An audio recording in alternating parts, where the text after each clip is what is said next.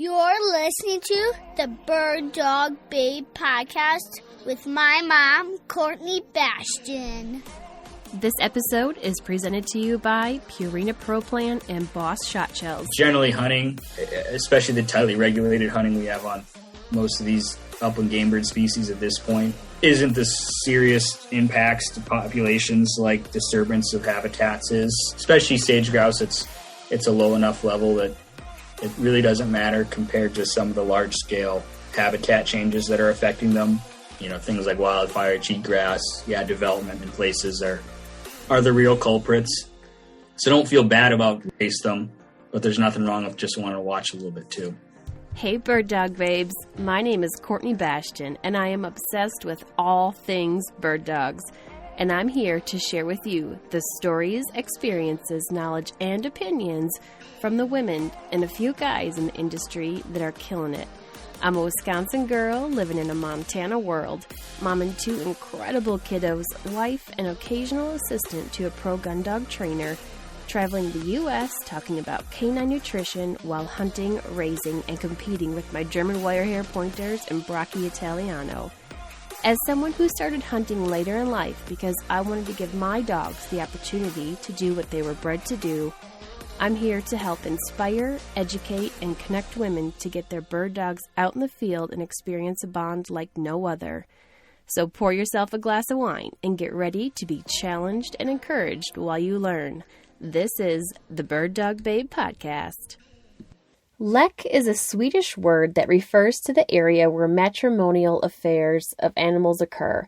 A lek site plays an important role during the spring mating season for sharp-tailed grouse, sage grouse, great snipe, and prairie chickens.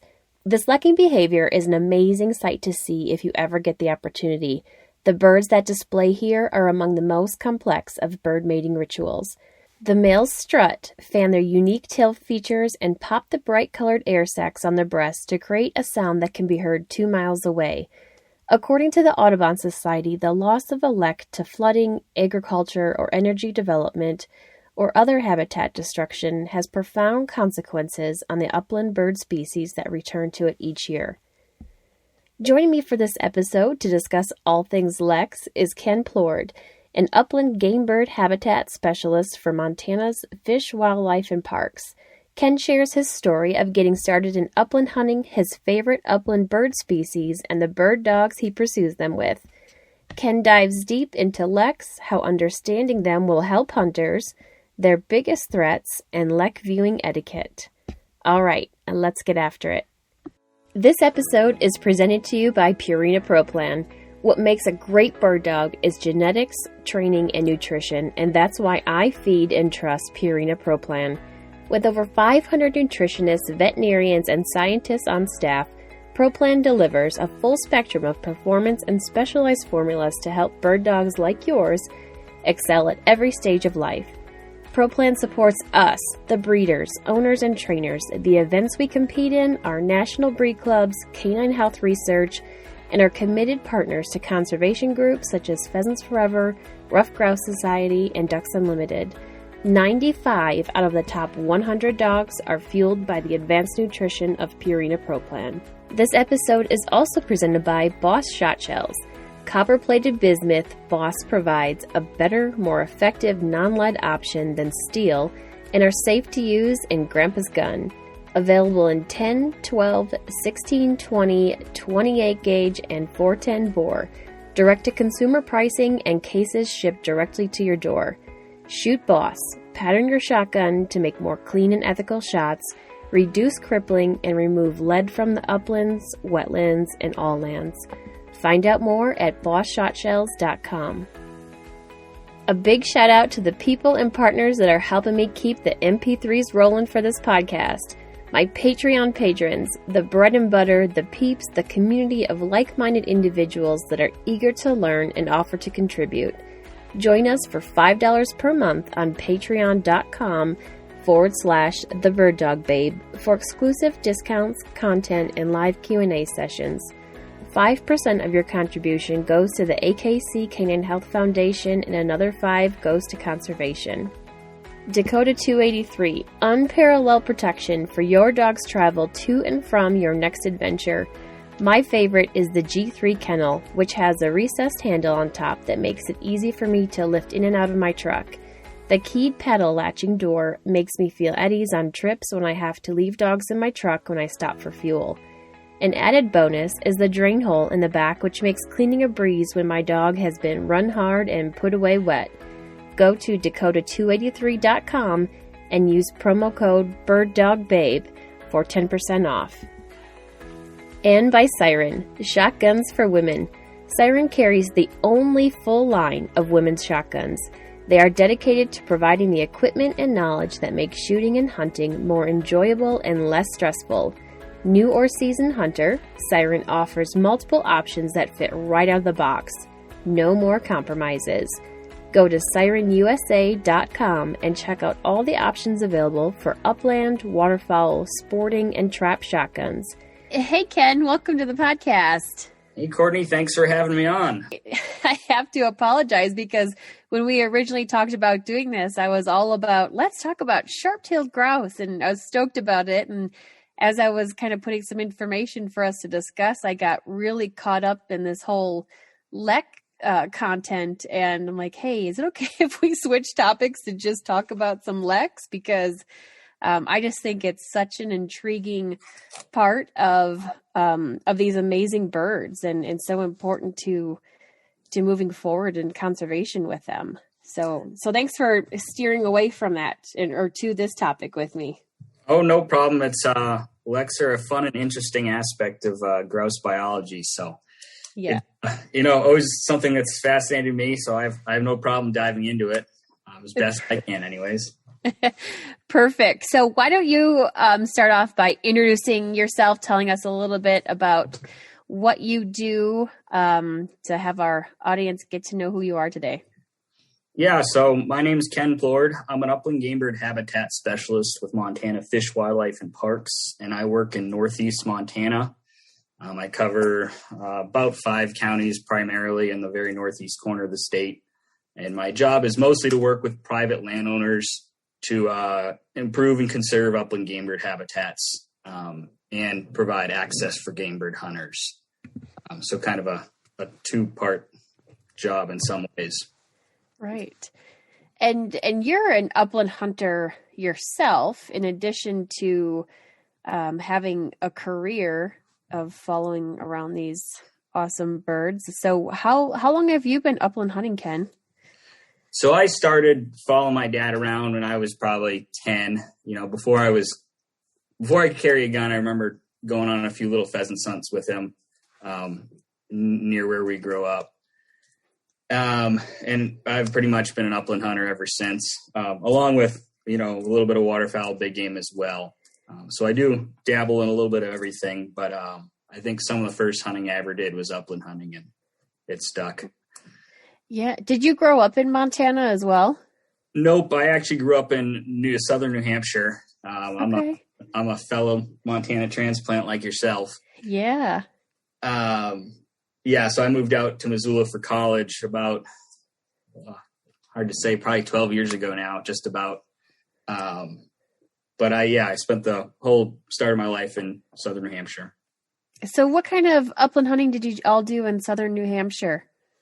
Primarily, we didn't get out a ton, so mostly what we went after was some of the state stocked pheasants.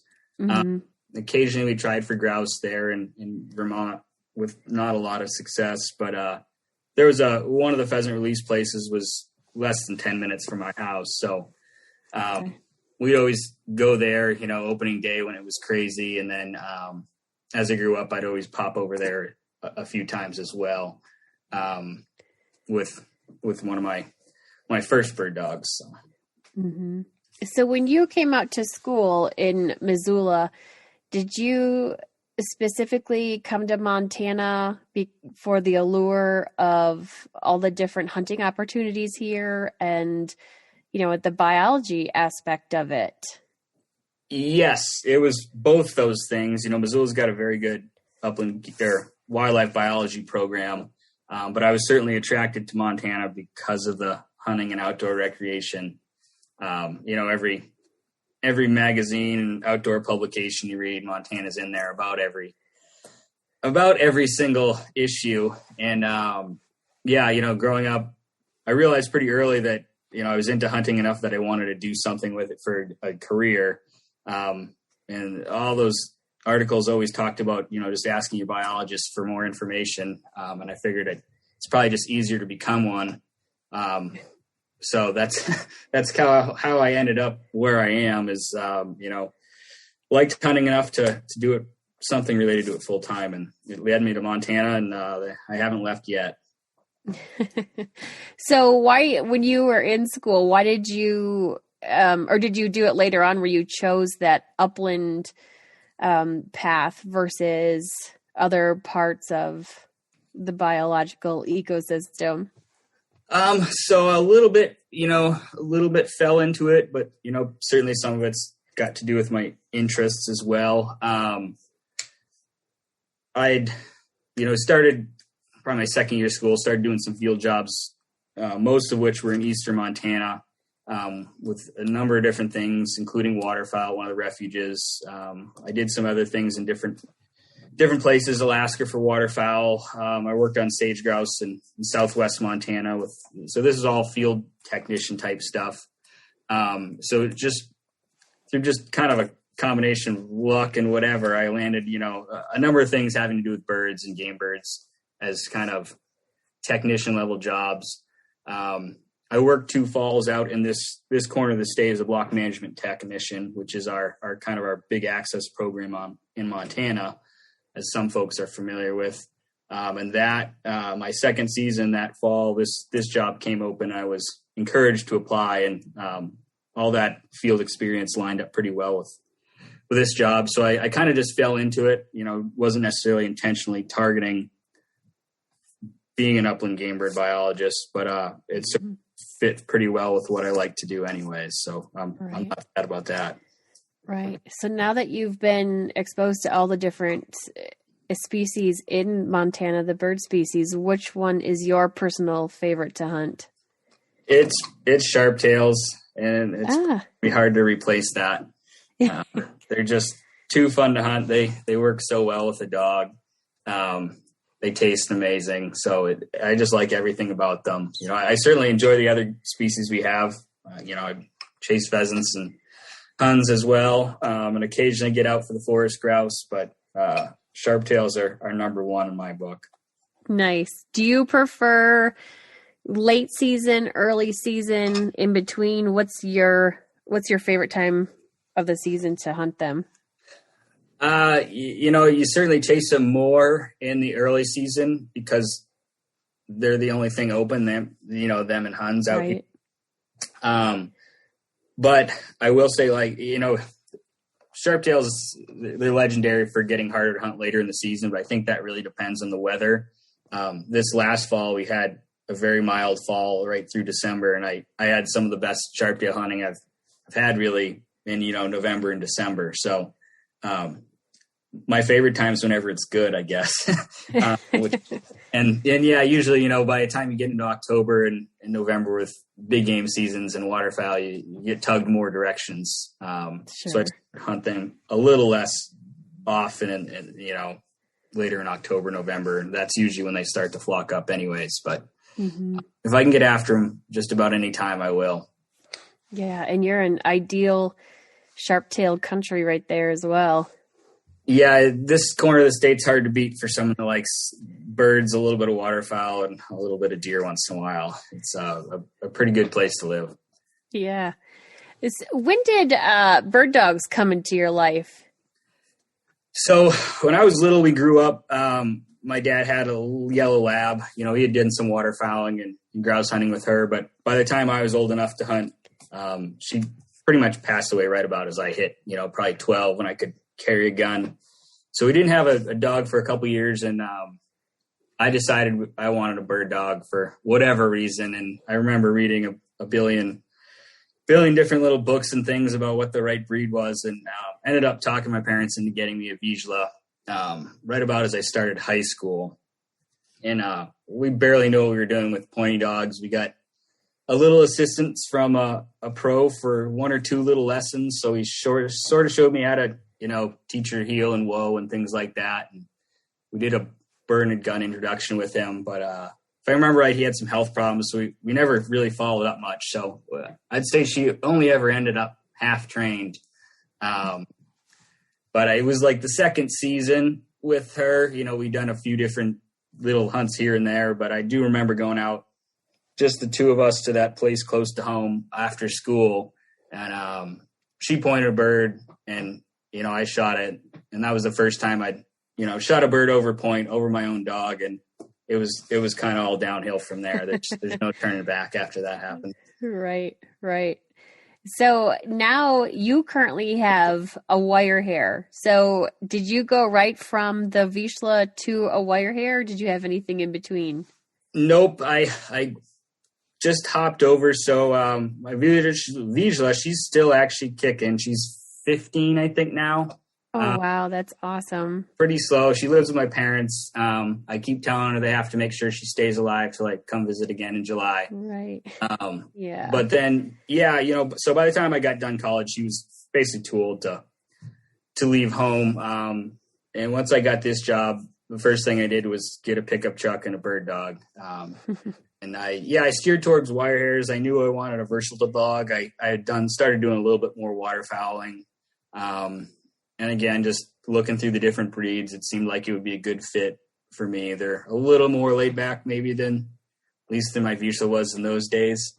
Probably also gets a lot more exercise, but for whatever reason, I ended up getting into wire hairs. And my Pixie, she's been great.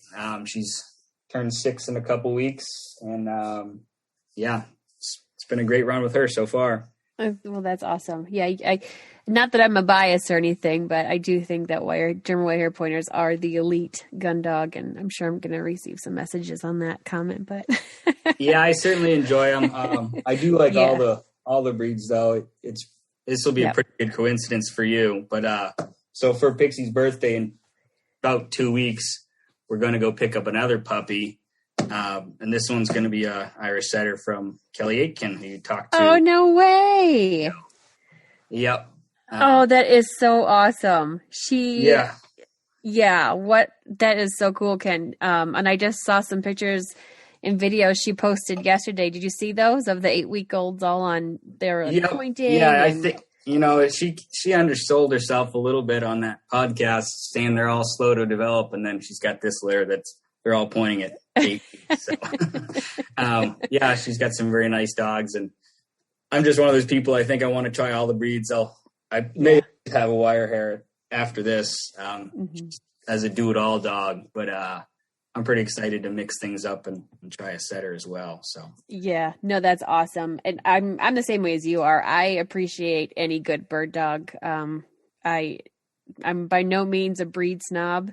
Wire hairs are definitely my thing, and the Bracco's awesome complement to it for other reasons. But I like to watch good dogs work regardless of what breed they are. And but wow, pictures of those setter puppies, man, the style at 8 weeks old, pretty impressive. Yeah, and that's part of what I was going for, just a little bit different style, and looks like I may have chose well. So yeah, I think so too. Getting excited for it. Cool. That's going to be really nice to see that red dog on the prairie too. What a pretty image I have in my head right now on that. Yeah, I think it'll be good. I'm sure there's a few times when it's in tall brown grass it might get interesting, but that's what GPS collars are for. So right, exactly. Yep. Well, cool. I'm stoked for you. What cool news. Yeah, so definitely. When are you making that trip? About less than 10 days now, Memorial Day weekend. So coming up pretty fast here. Cool. Very cool. Yep. All right. Let's jump into our topic. Sure. So tell us, what the heck is a lek? So a lek is basically a communal breeding ground where males of whatever species kind of all gather. They usually do some sort of courtship ritual that attracts females, and all the females will come through and pick a male to breed with. And it's really a breeding system, and it's found across all quite a few animal taxas. So it's not just birds like we are familiar with. Fruit flies do it, fallow deer, cichlid fish. So it's actually pretty widespread, but it's relatively uncommon at the same time. So although many different taxa do it, not too many species within each one really are known for lekking. And certainly probably some of the most famous and ones most folks are familiar with would be grouse and prairie grouse specifically. Right. Which states or regions can we typically find a lek in? So they're pretty widespread in North America. There's a number of species that lek that most folks would think of. So sage grouse, prairie chickens, both greater and lesser, and then sharp-tailed grouse. So anywhere those species are found, which between all of them covers a pretty wide swath of country, everywhere from Alaska with sharp-tailed grouse all the way to prairie chickens in Texas. There's sage grouse from eastern California, and then all the way to sharptails and prairie chickens in parts of the upper Midwest. And sharptails even range over to Quebec in Canada. So pretty much the whole middle of the continent. You're probably not too far from a lekking species of some kind. Okay. So we won't see anything out east or, you said Texas. So, but anything kind of east of that? Yeah. So, furthest east is, Iowa, Indiana, Illinois. There's, some in Michigan, but you get further than that in most of the, more woodland states, and that's where those species trickle off. Of course, some folks are familiar with the heath hen, which is basically a species or subspecies of prairie chicken that went extinct, but that used to be present on, the northeast coasts, kind of the heath barrens up there, but that habitat's long been lost to development.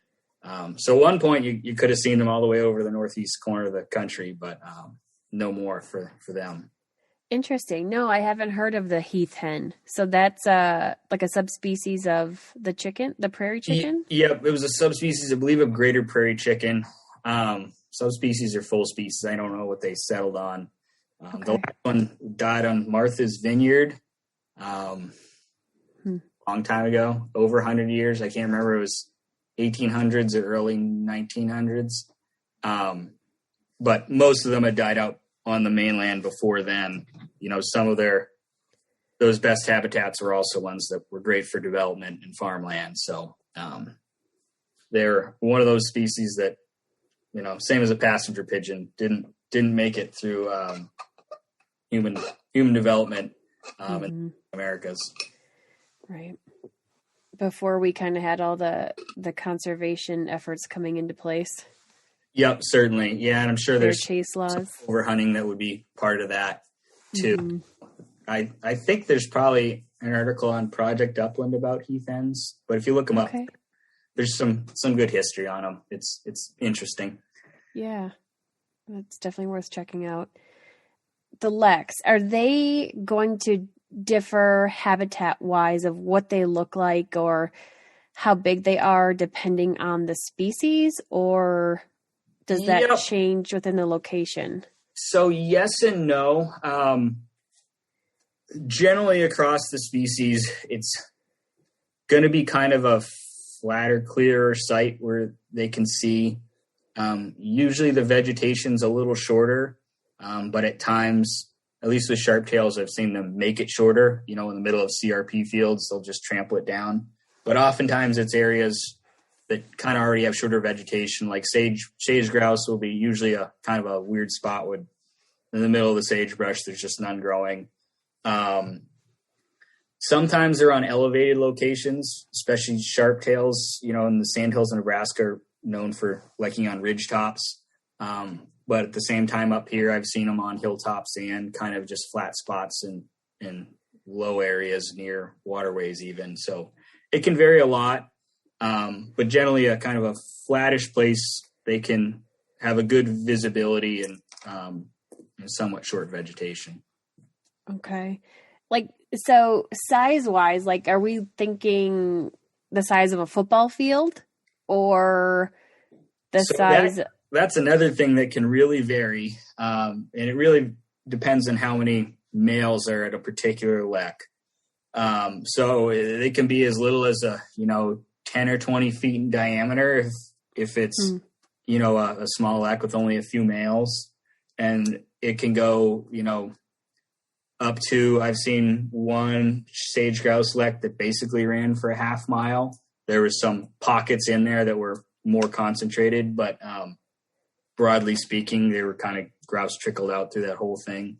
I'd say the most common, it's probably, 5 to 10 yards in diameter for sharptails, maybe a bit bigger for sage grouse on average. I'm not as familiar with prairie chickens, but I'm guessing they're similar to sharptails. So, most of them aren't huge, in an area the size of your average living room, maybe. Mm-hmm. So in that average size, how many would you see on there? So it's a lot easier to count males than females. The males are on there most of the time, most of the days, certainly in spring. So that's how we usually kind of count leks and keep track of them is the number of males that are there.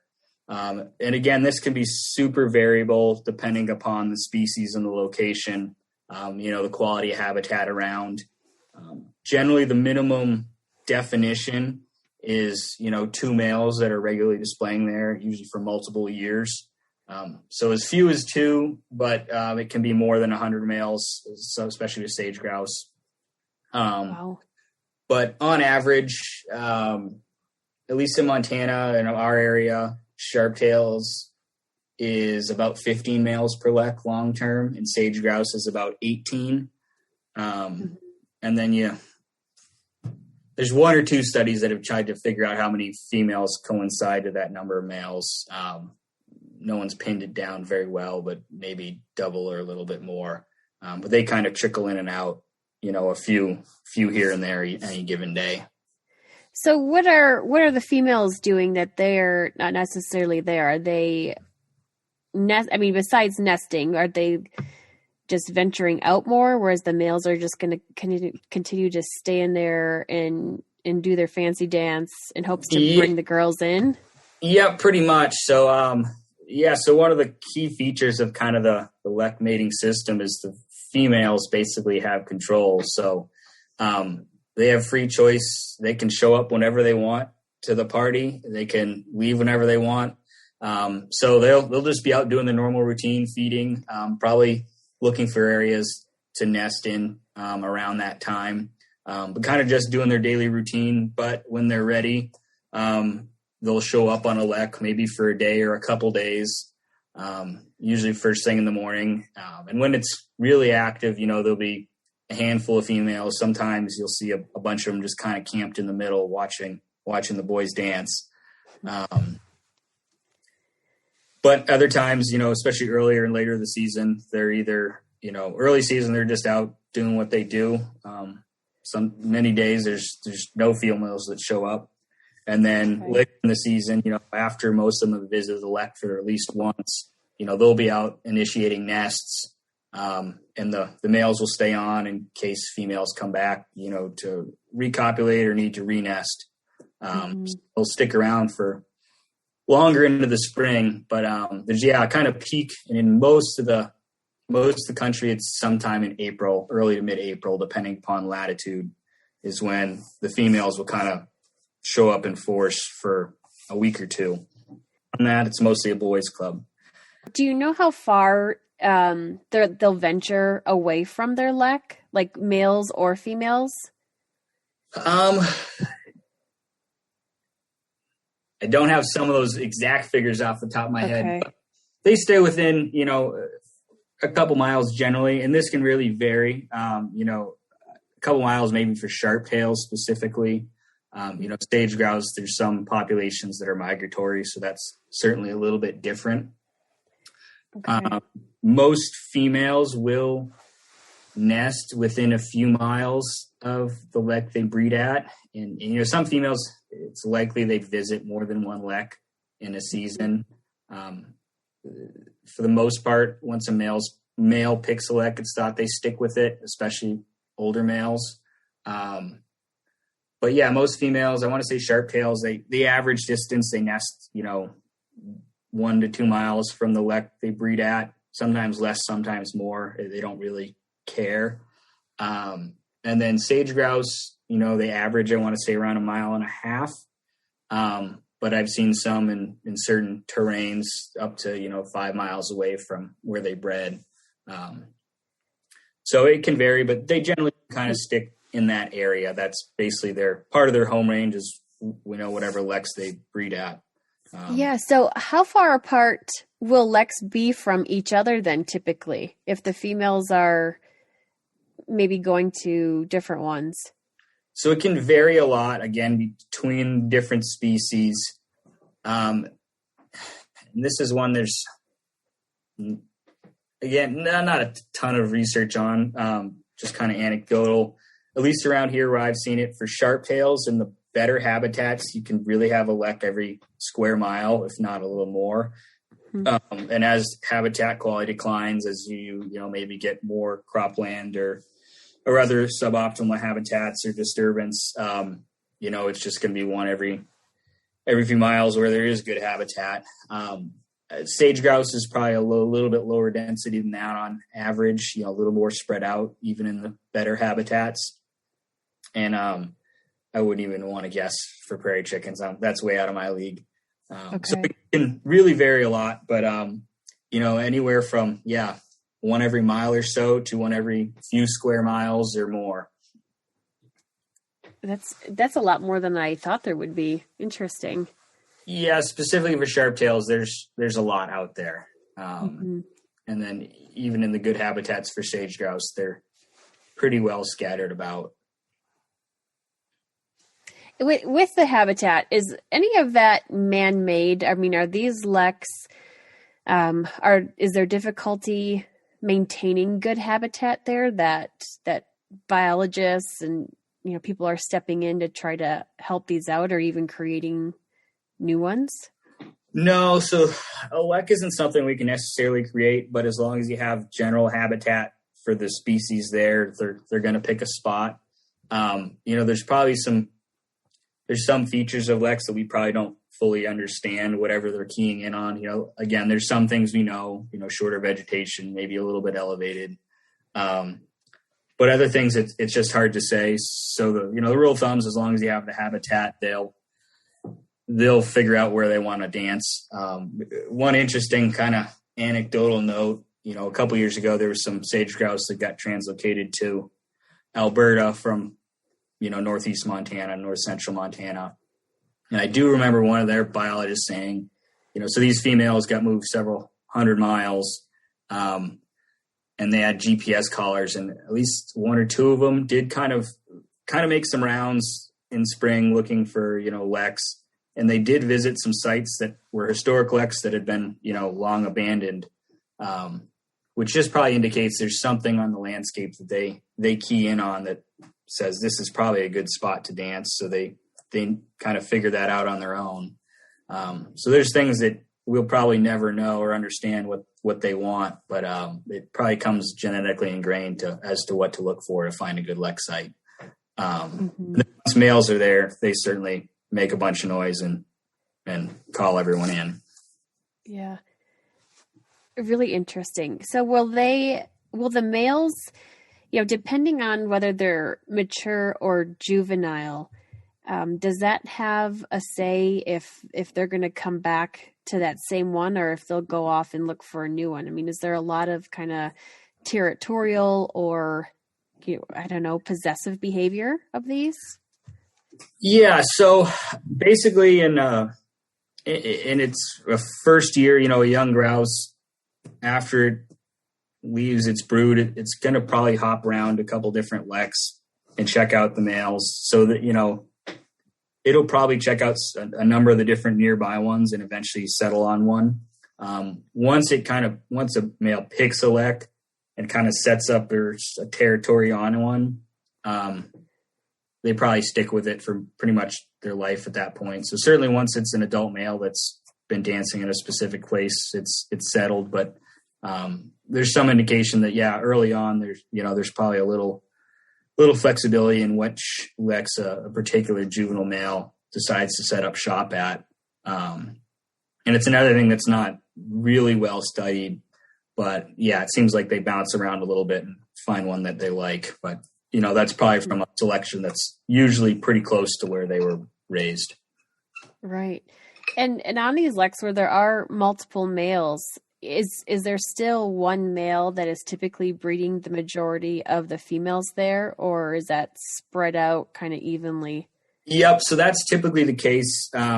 Basically, a leks, again, kind of a communal meeting area, but within the lek, a male's generally defending a small territory, maybe a couple yards in size.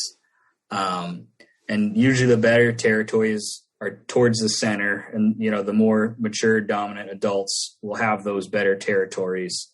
And usually it's, a couple males there in the middle that are going to do most of the breeding. A few of the other ones may get a chance occasionally, but by and large, it's depending on how big the lek is, one or maybe a handful of birds that do most of it. And at what time of the year are the leks most popular? When are we going to see the dancing going on? So certainly spring is the main time, but that's not to say there isn't a bit of activity other times of the year. And this is another thing that kind of varies a little bit with species. I'll stick with sharptails because I'm most familiar with them by far. But sharptail males will spend a fair bit of the year on or near the lek. Middle of summer's maybe the only time they don't go there super regularly. But, starting in September, October, they start to show up on nice weather days. The males will kind of hang out. They might do not as much dancing, but they will kind of show up for an hour and just hang out there. And that's, theorize that's kind of when some of those young males, they're dispersing from their broods. They'll go check out some of those leks and maybe pick one and kind of start to learn,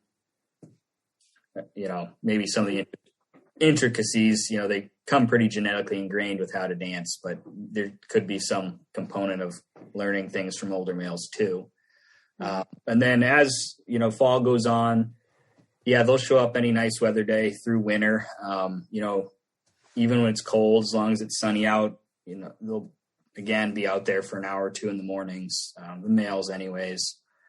But by the time you hit March, mid to late March is when things start to ramp up. And the dancing increases quite a bit as, April approaches. Early April is when you start to see females show up here and there. And then the peak activity is, middle of April for most of the grouse in the northern plains. Mm-hmm. Then it kind of tapers off again as, females start to head out to nests. And then usually by probably middle to late June, that's when kind of things go dormant for a couple months again.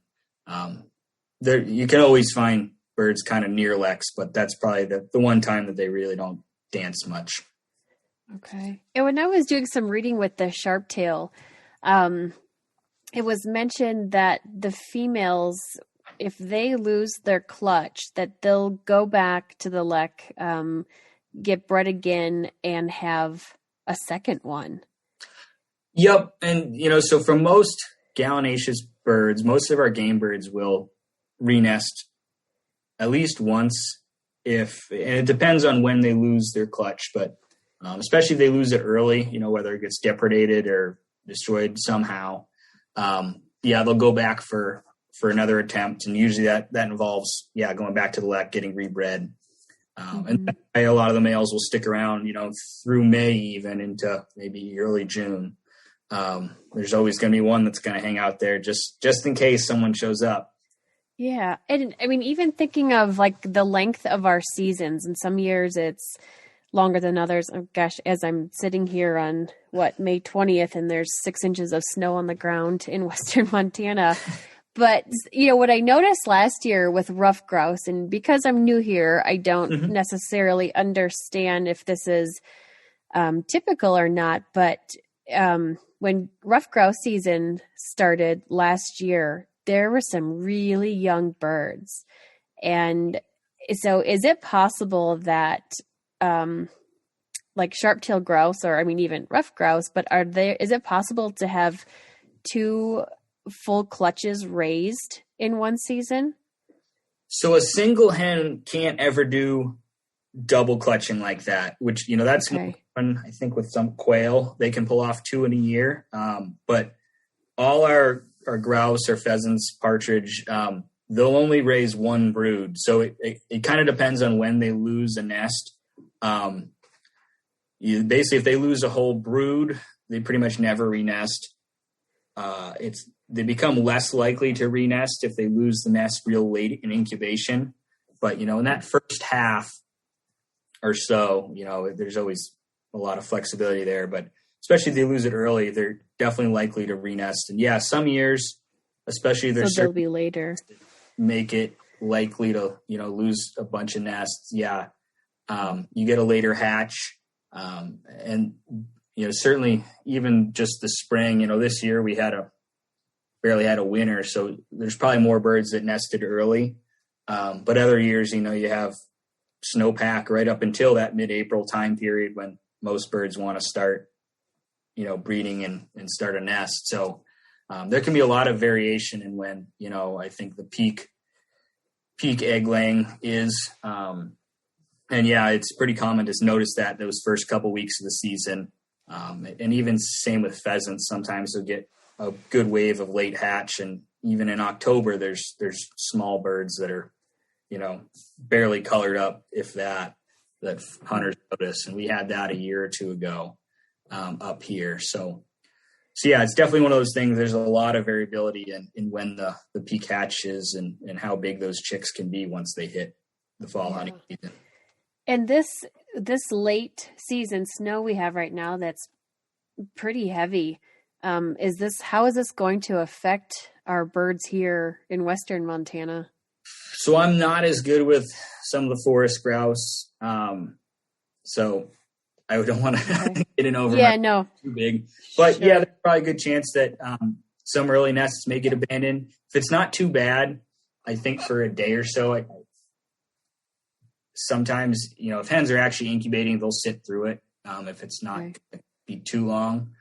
I think other times if it's not too cold, you may lose an egg or 2, but if they're still laying, they might still sit on that nest. So, 1 or 2 might become inviable, but if that melts, within a day or so, and basically gets back to normal pretty quick, they might just stick it out. So there's always impacts when you get some of this weird weather. But I think that, it probably just depends on when an individual hen started a nest, what phase of the process she's in, whether she'll try to just abandon that one and re-nest or try to stick it out with what she's got. Right. Yeah, it makes me wonder if we're going to have these young birds again in early season because of what just happened here. Because the girls are going to re-nest. If that was the case. It seems like, when you get some of the late winter weather, it seems to make it more likely to have some later broods. But so, some of the intricacies of weather, it's hard to say. These birds all did evolve with these kind of conditions, so it can throw them for a loop a little bit, but I'm always sometimes surprised at maybe how well they still manage to do despite some of the tough, weird weather. Right. Sometimes I think they're tougher and better at producing than we maybe give them credit for. Mm-hmm. What is their gestation and incubation periods? So that varies a little bit by species and basically size. For sharptails, they lay about an egg about one and a quarter a day or so. And it'll take them, depends how many eggs they lay, but it'll take them 10, 15 days to do that. And then incubation for sharptails is about 23 days. But, you step up in size to a sage grouse, it takes more like 1 egg every day and a half for laying. So that might stretch out a little longer. And then their incubation is more like 25 to 29 days. So, it depends a little bit on the species, but, somewhere in that 20 to 30 day period, plus another 10 or 15 for the actual egg laying. And so that's basically from, that mid-April peak when they're breeding, they're starting to lay sometime shortly after that. And you give it, about, maybe 40, 45 days is when your kind of first wave of broods are going to hit the ground. And how many eggs are they laying in a clutch approximately? So sharptails, the average is like 11 to 14. And that can vary with what part of the range you're in. I know, it can vary quite a bit, anywhere from like 8 to 17 eggs. And there's probably some habitat and weather factors related. If the winter and fall was really good and the spring nesting is really good, and hens are in good shape, they probably lay a little bit more. So habitat quality ties into that. But yeah, on average, sharptails is 11 to 14. Sage grouse is a little less, 6 to 11. I'm not as familiar with some of the other prairie chickens. It's probably close to those sharptail numbers. Okay. And then if they do have to re-nest, it typically seems like they lose about 2 eggs each time. So, they become less productive every time they have to try to re-nest.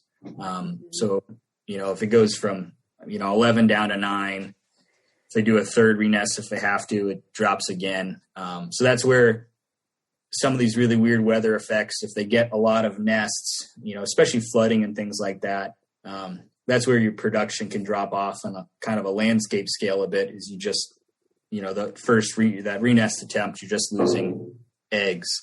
They just can't be quite as productive at that point. On that note, what are some of the bigger threats to the leks or the nesting areas? So, with all things, it's kind of just habitat loss and disturbance, usually anthropomorphic or anthropogenic. So human disturbance of some kind.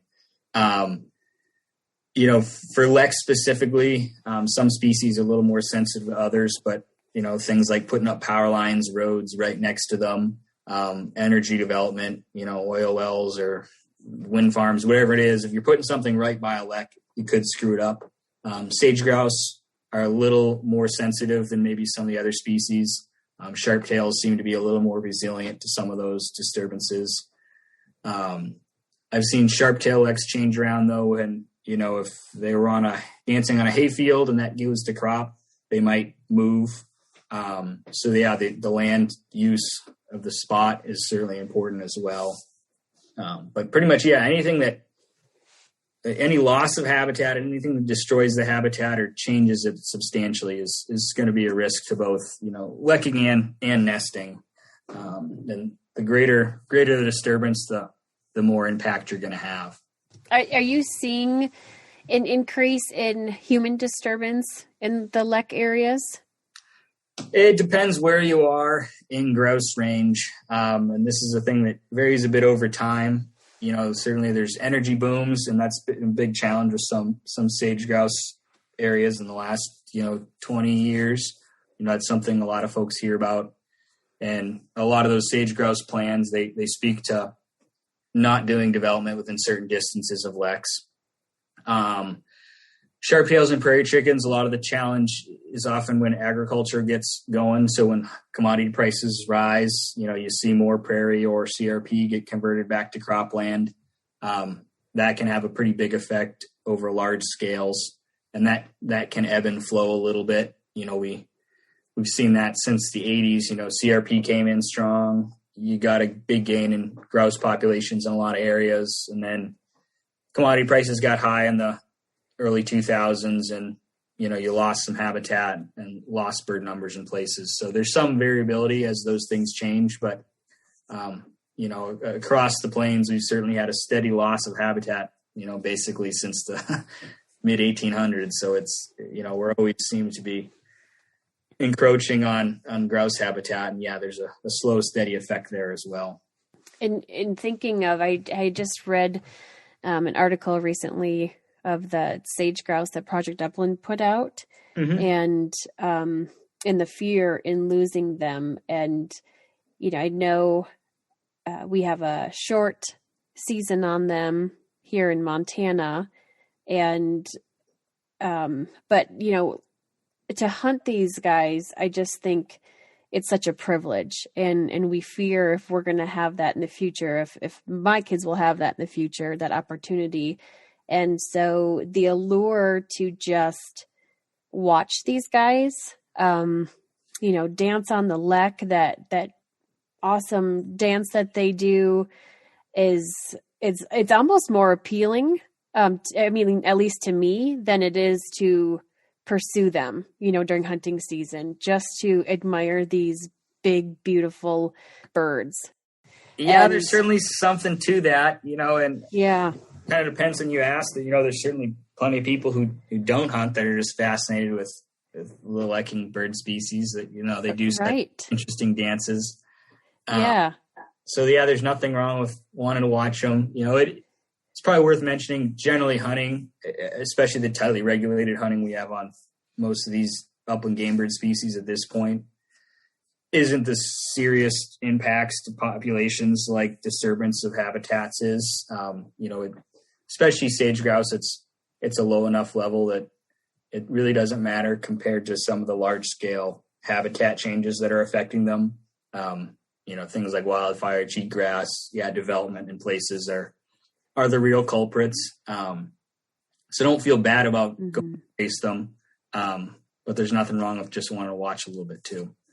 So can you touch on that a little bit? And I think of, just this week I put out an episode on shed hunting. And as we were on our way to our training location last Saturday, all the public access areas were just loaded with vehicles, and I didn't really understand why. And we stopped at a gas station, and they were talking about all the shed hunters out right now. And so it made me think, especially in your area, you guys have some nice trophy big game animals out there. Are you finding that this is causing any disturbance when they're looking for sheds? So I think the first thing to say is I don't think it's anything that's been looked at scientifically. It probably varies a little bit by areas. Out here, no, we don't have that much shed hunting pressure. The perks of living in the middle of nowhere is there's not enough people to make problems like that. Mm-hmm. I'm sure there's a few areas, maybe in sage grouse range, that could be a slight challenge. But by and large, I'd say recreation in spring probably isn't a huge impact on lekking grouse. Again, that's not to say some local areas couldn't be impacted a bit, but I don't think across the board that would have a huge impact. Where the concern usually is for shed hunting is actually affecting big game that haven't quite left their winter range yet. Right.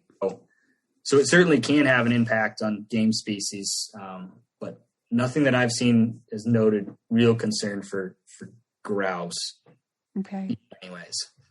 So if we want to see this awesome phenomenon at a lek, what are some etiquette tips that we can have to make sure we don't disturb them, but also be able to enjoy this awesome magical thing that they're doing? Yeah. So, the most simple thing is just keep your distance a little bit. I'd say at least 100 yards, 100 to 150 is probably good for the most part. It depends on the species and where they're at. If you can stay in a vehicle, and there are a considerable number of leks that are viewable pretty easily from vehicles, birds are generally quite a bit less disturbed by folks staying in vehicles than they are on foot. There has been a little bit of research with sharptail lekking that I've seen on that. Cars never gobbled them up for the last couple centuries. So, So if you can stay in a car, 100, 150 yards away, turn off the engine, turn off lights, try to minimize movements is always good. Don't trespass on private land is always an important one to mention. Quite a significant number of leks are on private land, certainly for sharptails, but some sage grouse as well. The best times are going to be about a half hour before to 1 hour after sunrise.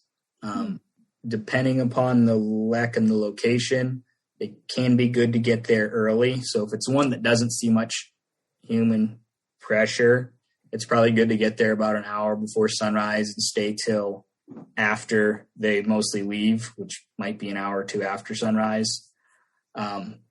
If it's a spot, near a county road, and plenty of them are that probably see a lot of traffic, I think that's a little less of a concern. If they're 150 yards off a road that sees a bunch of cars and they don't move the lek, that probably is an indication they don't mind too much. So that's a situation where, if you pulled up at sunrise, it wouldn't be the end of the world. Okay. And some of those advice, if folks want to photograph them, and that's where you maybe get more impacts, trying to get really close. The key there is to know what lek you're setting up at, in advance. Set up a blind probably well before an hour before sunrise and be in there all set up at least an hour before. Even setting up the blind the night before, kind of on the edge of the lek. You never want to put in the middle. But yeah, staying in there, staying quiet, and staying through the whole performance would be key in those situations. And there's a good resource is National Audubon Society's got Guide to Ethical Bird Watching and Bird Photography. And they can go in more depth. And there's a number of other resources online, but a lot of it's common sense, kind of stay your distance, don't move a lot, and you're probably in good shape. And then if you're noticing they seem impacted, if they're either not displaying, their heads are alert a lot of the time, or if they're kind of crouched down, like they're hiding from predators, that might be an indication you're too close or doing something they don't like. So if you kind of notice something doesn't seem normal, it might be worth backing off or leaving that one alone for the day. Do you know, are there any actual viewing areas where, whether it's Audubon Society or somebody has a specified viewing area? And I guess I can just say specifically to Montana right now that we can go. Yes. So the two I'm aware of for sharptail is both Benton Lake National Wildlife Refuge and Medicine Lake. For sharptails have blinds set up. These are kind of wooden blinds they set up at the start of the lekking season. You can reserve a morning in them. They have some of those similar requirements. You show up early, leave after they're done. But you can call those places and reserve a slot. And that's true across quite a bit of, sharp-tailed and prairie chicken range. There's a number of other wildlife refuges in the Great Plains I know of that do that. I don't know of a similar setup for sage grouse, but there are quite a bit of public lands you can view leks on. So in that situation, including the Charles M. Russell National Wildlife Refuge, but also BLM land. So don't be afraid to call a local biologist in the area you're thinking of visiting, whether it's Fish, Wildlife, and Parks or that land management agency. Often they might have one or two of those spots that are kind of near roads that they generally refer people to. So that can be another good way to maybe find some viewing opportunities in a specific spot if, whatever's closest to where you want to go. Okay. And what about online? Do you know any good places where people can just watch this online, whether it's live or just a recording? Yeah, so certainly there's a pile of videos on YouTube of recordings, and I know there's a number of webcams. Your best bet would just be to Google whatever species you want. Okay. I think that's another kind of thing that Audubon, maybe Cornell Lab Ornithology might have some good links on their web pages to lekking live cameras. But yeah, there's probably at least one is my guess for all the big species, prairie chickens, sharptail, sage grouse. So that can certainly be a good way to check some. Okay. And I mean, from what I can tell from your Instagram, you are quite the photographer yourself. and you get some pretty awesome photos of these birds. So what lens would you recommend for somebody that would maybe just be viewing from roadside from their vehicle? So yeah, that's where the kind of photography versus just viewing comes in, where, really good photos, you often want to set up a blind, like I said, close to the lek and be there, get in there earlier and even stay later. And no matter what you do, the bigger telephoto lens you can have, the easier it makes it, because you can back off a little bit. I've dabbled in it. I'm not as serious as some of the folks that go every chance they get. Sure. But you have better than what a cell phone camera could take. Yeah, that's true. But even then I have to get pretty close. So I do use a blind when I've been out doing it. So if you want to get good pictures, either setting up a blind yourself or visiting one of those, refuges or places that have a viewing blind. Those are probably close enough that even a decent digital camera with a little zoom, you'll get an okay picture. But otherwise, telephoto lens, probably at least 200 millimeters or more. Whatever you can afford is going to help a lot. Mm-hmm. And then, from a vehicle, if all you have is a cell phone, if you have a spotting scope, some of the little phone scope things that mount your phone to the scope, those can do a lot for, might not be professional quality pictures, but you can certainly get some pretty good photos and videos from, easily 100 yards away or more. So don't overlook that if folks already have, some optics, and don't want to invest in a whole serious camera setup. That can be a really good compromise. Is there anything that we can do help the lek habitats? So again, it's the broader scale habitat conservation is the biggest thing we can do. Whether that's supporting CRP, helping conserve grasslands in the long term. So things like, conservation easements, making sure that grass stays grass and doesn't go to crop or shopping malls. Those are probably the most critical things overall. Like I said, if you have the habitat, the leks are going to show up there. Certainly managing that habitat decently doesn't hurt. If that's CRP, having some disturbance every once in a while so it doesn't just get old and less productive can, help production. The one thing with a couple different species, sage grouse and I think lesser prairie chickens, you do see some of the fence marking. I think so basically near leks, ranchers or conservation organizations will go put out, they're basically small pieces of housing vinyl every few feet along the top wire of a fence. There's been a couple studies that show, sage grouse and some prairie chickens in certain areas seem to hit fences a lot. So it's really area and species dependent, but if you're in one of those areas, those measures can be helpful. And so if you're ever driving around, in the middle of BLM land and see some weird things on a fence, that's probably what it is. So that's a small thing that some folks have done, but again, the most important thing is habitat conservation and improvement at large scales. That's what really, makes a difference. Mm-hmm. And I think about, a lot of dog trainers come out to Montana or South Dakota, North Dakota in this spring season to prepare dogs for their testing or their trialing season, and they're putting a little bit extra pressure on these young birds. Is there, I don't know, maybe something that they can look out for in some of these areas, or a better time when the birds are going to be old enough to be able to handle that pressure? Yeah, so certainly, the biggest thing is avoiding the prime time, especially if you can avoid that from mid-April to really August, if not mid-August, that peak time when hens are on nests, getting them off nests, again, can cause them to abandon them or re-nest, which is never good. So if you can kind of go before that peak or after most of the chicks are hatched and can start to fly pretty well, that's the biggest thing.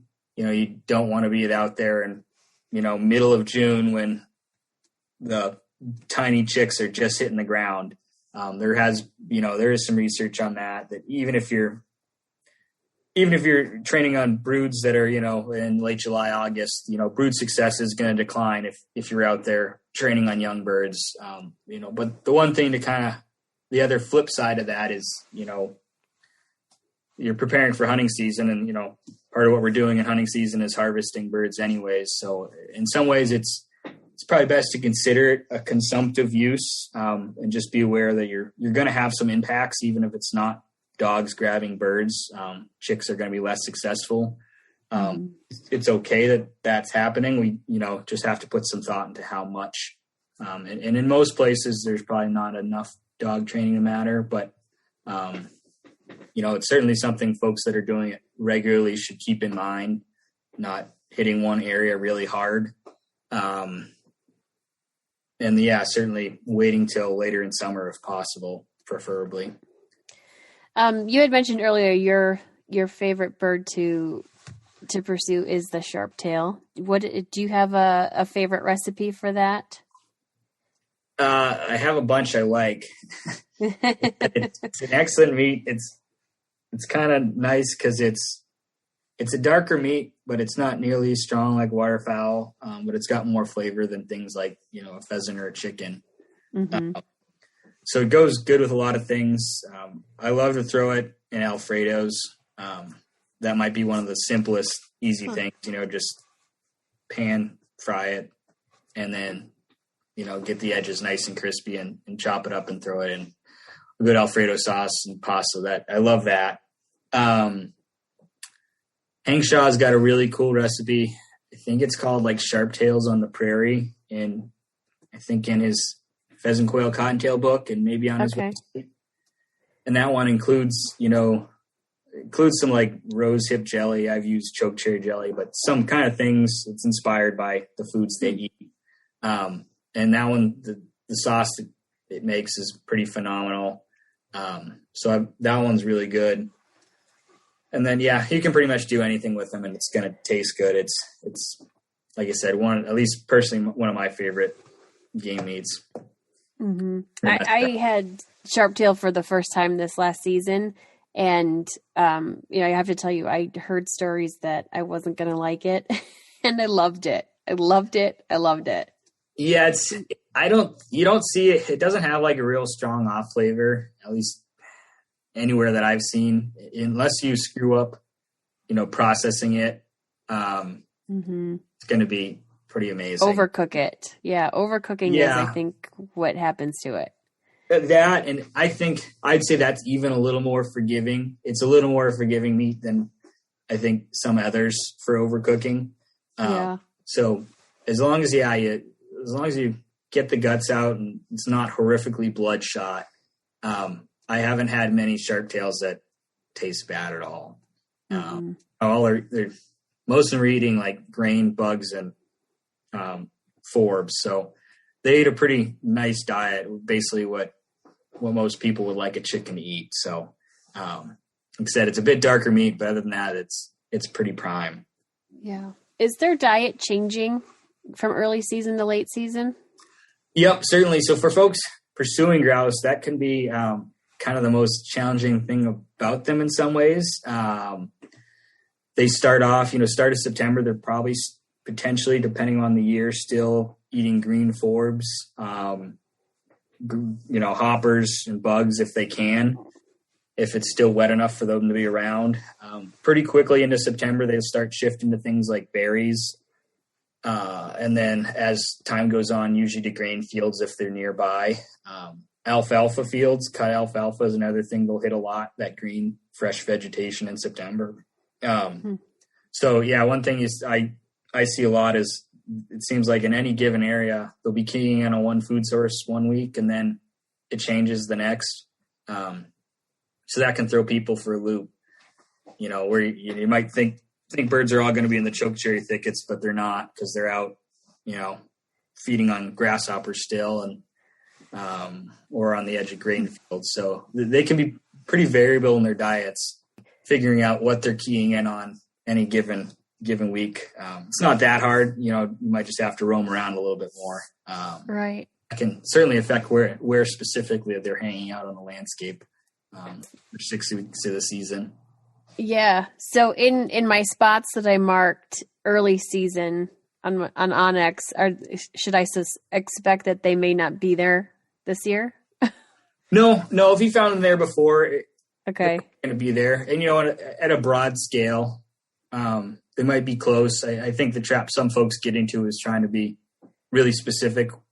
Whether it's walking only the edge of grain fields or only the brushy draws. And my advice is always, if you're not finding them where you think you're supposed to find them, just kind of broaden your search for a little bit. It might be that they're in a slightly different habitat pretty close by, is usually the case. I just think I see some folks maybe getting a little too zeroed in, and it might work for 1 week and it might not work the next. So just being flexible is always good. Yeah, if folks have more questions or are interested in prairie grouse, whatever species that lives near them, there's plenty of resources online. As I mentioned before, don't be afraid to call a local biologist, especially a game bird biologist that works with them a lot. There's plenty of other folks like me that are into them both personally and professionally, and we'll talk about them pretty endlessly.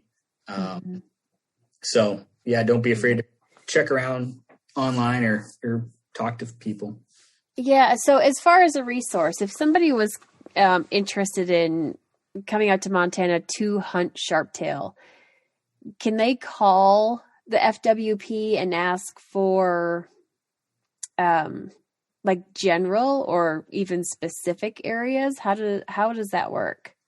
Yeah, so that is probably good general advice for no matter where you're going. Never be afraid to call a biologist or a regional office. They'll probably direct you somewhere. It doesn't hurt if you found maybe a general area online and just want to confirm if that's where you want to be. But yeah, most of us aren't afraid to point you in the right direction. If you're wanted to target sharptails, we'll send you more to sharptail habitat or sage grouse habitat if that's what you want. Good advice for most folks is just don't try to press someone too far. It might depend on who you're talking to. They might give you a kind of a town to base yourself out of, or a county. Usually when most biologists start getting wary is when someone wants to pin down the exact access area to go to, or, drill down to specific spots. Good questions to ask are always, what habitats to find birds in that general area. I think folks get a little leery when you try to drill down really specifically. Because usually it means you're going to end up sending them to your hunting spot. So be prepared to do a little bit of your own legwork. But yeah, don't ever be afraid to call and ask for general places to go. And we'll always steer you at least in the right direction. Perfect. Thank you so much, Ken. I will be putting some information that we talked about in the show notes for people to go there and to be able to click on the link and get right directly to that information. But how can we connect with you and find out more on Montana's upland game hunting? Yeah, so definitely visit the Fish, Wildlife, and Parks website. We do have some different sections on upland game birds, the research that goes on both for sharptails and sage grouse. There's a bunch of hunting resources. Folks can always email or call me. My contact information should be in there for Fish, Wildlife, and Parks Region 6. And then, as you mentioned, you can find me on Instagram as well if you just want to check out some of my personal stuff. So some awesome bird photos. And a few of those and Pixie. A little bit of bird dogs. and follow your new upcoming puppy. That's going to be super exciting. Yeah, there's a good likelihood that will be featured a fair bit the coming months. So, so what's your plan with her come September? Are you going to get her out a little bit? Oh, for sure. We'll be on Sharptail September 1st, as long as she seems to pick up training all right. We can, get a gun introduction in place before September. I think we'll start the wild bird process for sure. Perfect. And what's her name? I don't know the name yet. All right. 2 weeks once I pick her up. We'll see what fits. Sounds good. Thank you so much, Ken. I appreciate it. Nope. Thank you so much for having me on. It's nice to chat with someone who's very interested in birds and leks. Thanks for listening to another episode of the Bird Dog Babe podcast. If you enjoyed this episode, share it and tag me and someone that would benefit from listening. And hey, help a girl out by giving the podcast a rating and review on whichever platform you're listening from.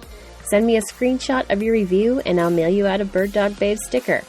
Be sure to join me on Instagram, Facebook, and YouTube. And if you're interested in some Bird Dog Babe swag or gear that I rely on, be sure to check out the store on thebirddogbabe.com.